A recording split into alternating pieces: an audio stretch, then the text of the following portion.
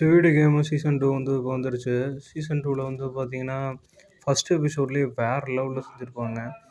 நம்ம தமிழியன்ஸ்க்கு எல்லாத்துக்குமே வந்து தெரியும். ஸ்குவிட் கேம் சீசன் 2ல வந்து நல்லா வாட்ச் பண்ணியிருப்பீங்க. அதில எபிசோடு 1 வந்து நம்ம ஹீரோ வந்து பணத்த எடுத்து வந்து வைப்பாரு. யாருக்கிட்டன்னு பார்த்தீங்கன்னா, அவரு கடன் வாங்கியிருப்பாரு. இந்த கடன் வாங்குன கிரெடிட்டர்கிட்டயே தான் வந்து எடுத்து வைப்பாரு. அவரு வந்து ஒரு கடன் குடுக்குறவன் மட்டும் இல்ல, ஒரு கேங்ஸ்டர் தான் எல்லாத்துக்குமே நல்லா தெரியும். இந்த சீனு பார்த்தீங்கன்னா வந்து எனக்கு என்ன மைண்ட்ல இருந்ததுன்னு பார்த்தீங்கன்னா, லோகேஷ் கனகராஜ் எடுக்கிற இந்த எல்சிஓ படம் மட்டும் தான் இருந்தது. எல்சிஓ படத்தில வந்து லைஃப் டைம் செட்டில்மெண்ட்டடான்னு கைதி படத்தில சொல்லுவாரு பார்த்தீங்களா, அந்த மாரி தான் இருந்தது பணத்த எடுத்து வைக்கும்போதும். பணத்த எடுத்து வைக்கிறேன், நீ அவன யாரு கண்டுபிடிச்சா அவன் தல வந்து எனக்கு வேணும் அப்படின்னு சொல்லுவார்ல, அந்த கைதி படத்தில சொல்ற மாரி அவனுக்கு லைஃப் டைம் செட்டில்மெண்ட்ற மாரி பணத்த வந்து எடுத்து வைப்பாரு. எனக்கு இன்னும் எக்ஸ்ட்ரா பணம் வேணுன்ட்டு. அப்புறம் 1 பில்லியன் வந்து ரிவார்டு கிடைக்கும்னு சொல்லுவாரு. தேடுனதுக்கப்புறம். எந்த கேங்கு தேடுதோ அவங்களுக்கு வந்து 500 மில்லியன் வந்து இந்த கேங்ஸ்டர் வந்து சொல்லியிருப்பாரு. இந்த சீன் வந்து ரொம்பவே வந்து ஹைப் அடைய செஞ்சிருச்சு எல்லாத்தையுமே. அந்த அளவுக்கு இந்த சீன் இருந்தது. இவன் தல யார் கொண்டு வரானோ அவனுக்கு லைஃப் டைம் செட்டில்மெண்ட்ரா கைதி படத்தில் சொன்ன மாதிரியே வந்து மொத்த பேரையும் கூப்பிட்டு மொத்த கேங்ஸ்டர் ரவுடிங்களையும் கூப்பிட்டு உட்கார வச்சு அவன் ஆளுங்க எல்லாத்தையுமே கூப்பிட்டு உட்கார வச்சு இவனை யார் தேடி கண்டுபிடிக்கிறீங்களோ அந்த கேங்க்கு வந்து 500 மில்லியன் நாங்கள் தருவோம் அப்படின்னு சொன்னோன்னே வந்து எல்லாருமே குஷியாகிடுறாங்க, ஷாக் ஆகிடுறாங்க, ஆனந்தத்தில் வந்து தெரிச்சு தள்ளாடுறானுங்க. சொன்னதுக்கப்புறம் வேறு லெவலில் இருக்குது சீனு.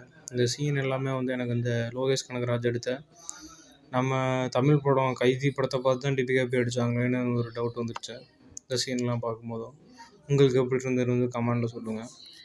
நம்ம அண்ணாத்த படத்தில் ரஜினி வந்து தங்கச்சி வந்து தேட சொல்லுவார். அந்த மாதிரி ஒருத்தனை கூடயும் விடல. எல்லாத்தையுமே கூப்பிட்டு அடித்து ஃபோட்டோ அடிக்கிறது, அவன் கொண்டு வந்த சூட்கேஸை என்னென்ன இருக்குதுன்னு செக் பண்ணி பார்க்கறதுன்னு எல்லாத்தையுமே வந்து இந்த ஃபஸ்ட் எபிசோட்லேயே பிரித்து முடிஞ்சிட்டானுங்க. ஆடியன்ஸை வந்து பயங்கரமான ஹைப்புக்கு கொண்டு போயிட்டாங்கன்னு தான் சொல்லணும் இந்த எபிசோடில். அந்த கன்னத்தில் போய் கேம் விளையாடுறவனை வந்து கண்டுபிடிச்சதும் சரி, இவங்க 2 கேங்ஸ்டர்ஸும் வந்து பார்த்து அவனை ஷாக்கானதும் சரி, இந்த சீனை வந்து வேறு லெவலில் காமிச்சிருந்தாங்க. அது மட்டும் இல்லாமல் வந்து நம்ம ஹீரோவுக்கு வந்து ஃபோன் அடிப்பாங்க.